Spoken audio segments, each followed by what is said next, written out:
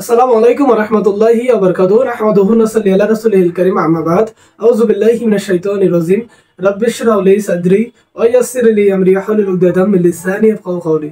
সম্মানিত প্রিয় দ্বীনী মুমিন মুসলিম ভাই এবং বোনেরা, আশা করি আল্লাহর রহমতে আপনারা সকলেই ভালো আছেন। আমি আলহামদুলিল্লাহ আল্লাহর অশেষ রহমতে অনেক ভালো আছি। আমরা পূর্বের ভিডিওতে আলোচনা করেছিলাম কিভাবে বিবাহ লক করে শয়তানগুলো, এবং বিবাহ যদি লক থাকে একটা মানুষের, হোক নারী হোক পুরুষ, তাহলে তার সিনড্রোমগুলো, তার লক্ষণগুলো কি কি সে নিয়ে আমরা আলোচনা করেছিলাম। আজকে আমরা আলোচনা করব ইসলামের যে নিয়ম কানুন আছে, সেই নিয়ম কানুনের মাধ্যমে আপনার এই সমস্যাগুলো দূরীভূত হবে ইনশাআল্লাহ। সম্মানিত প্রিয় দিনী ভাই, আমরা এক নম্বর যে রুলস আপনাদেরকে দিব ইনশাআল্লাহ, সেই রুলস যদি আপনারা ফলো করেন তাহলে আপনাদের যে সমস্যাগুলো রয়েছে সেগুলোর সমাধান হয়ে যাবে ইনশাআল্লাহ। প্রথমত নাম্বার 1, প্রথম স্টেপ হচ্ছে, যদি শরীরে জিন হাজির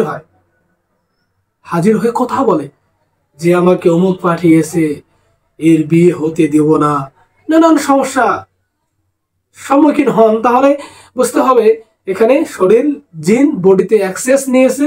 একে দূরীভূত বা একে প্রতিহত না করা পর্যন্ত রোগী সুস্থ হবে না। অর্থাৎ তাকে দূরীভূত করার জন্য অনেকে অনেক স্টেপ নিয়ে থাকে। আমরা সহজ পদ্ধতিতে কাজ করে থাকি। প্রথমত আপনারা জবাই দিয়ে দিবেন, অথবা তাকে আগুনে ফুরিয়ে দিবেন কোরআনের পাওয়ারে বা কোরআনের শক্তিতে, অথবা কোনো রাকি যারা চিকিৎসক রয়েছে তাদের শরণাপন্ন অবশ্যই হতে হবে।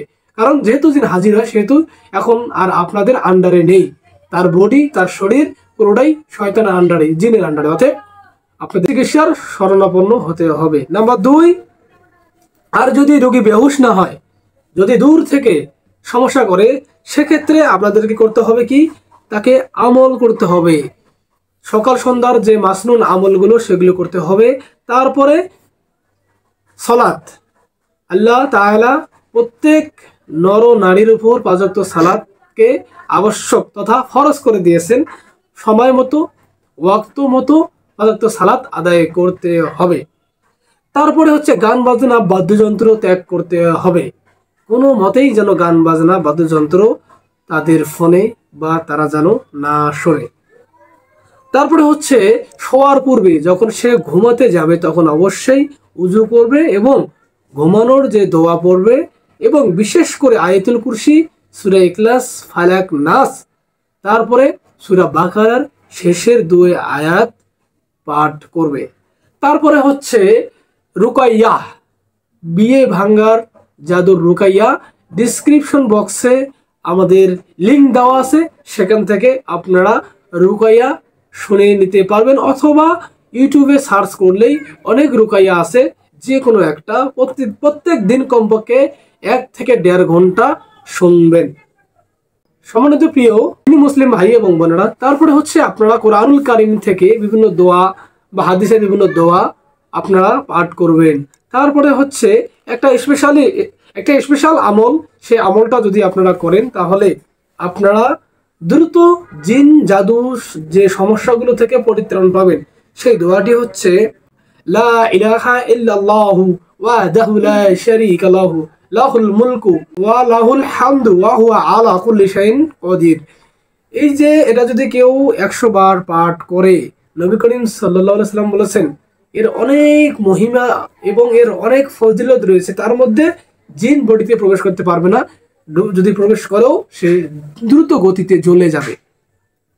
তো সম্মানিত প্রিয় দিনী ভাই, ইনশাআল্লাহ আমরা যে রুলসগুলো দিয়ে দিলাম আপনাদেরকে, অবশ্যই আপনারা এগুলো পুঙ্খানুপুঙ্খভাবে মেনে চলার চেষ্টা করবেন।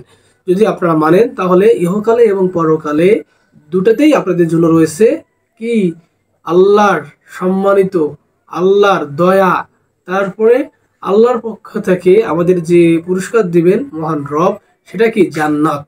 অতএব এই দুনিয়ার মোহে পড়ে নিজেকে বিসর্জন দিয়েন না।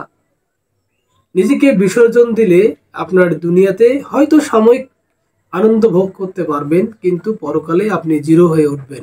অতএব এই জিন্দেগিটা, এই দুনিয়া, এগুলোর মোহ ছেড়ে দিতে হবে। অতএব যারা প্রকৃতপক্ষে আক্রান্ত তারা অবশ্যই আল্লাহর দিকে ধাবিত হতে হবে এবং কোরআন সুন্নাহ অনুযায়ী আমল করতে হবে। অতএব আপনারা যারা এই সমস্যাগুলোর মধ্যে নিমজ্জিত, অবশ্যই আপনারা যে আমল দিয়েছি আমরা সেই আমলগুলো করবেন। বিশেষ করে রুকাইয়াগুলো শুনবেন, দুইটা রুকাইয়া শুনতে পারেন আপনারা। অডিও রুকাইয়াটা হচ্ছে লিখবেন যে জাদু ধ্বংস করা রুকাইয়া, ইউটিউবে সার্চ করলেই পেয়ে যাবেন। তারপরে হচ্ছে বিয়ে লক করা বা বিয়ে ভাঙ্গার জাদুর রুকাইয়া, এভাবে লিখে সার্চ করলে অটোমেটিকলি দুইটা রুকাইয়া চলে আসবে, আপনারা শুনবেন। তারপরে স্টেপ বাই স্টেপ আপনারা আমল করবেন এবং একটা তেল একটা পানি পড়ে নেবেন। যারা প্রকৃতপক্ষে আক্রান্ত আমাদের হোয়াটসঅ্যাপ নাম্বার দেওয়া আছে, সেখানে নক করবেন। আমরা সকাল সন্ধ্যার আমলটাও এখানে দিয়ে দেবো এবং পানি পড়া তেল পড়া এটারও আমরা আমলটা বা কিভাবে পড়বেন আমরা রুলস লিখে দিয়ে দেবো ইনশাআল্লাহ।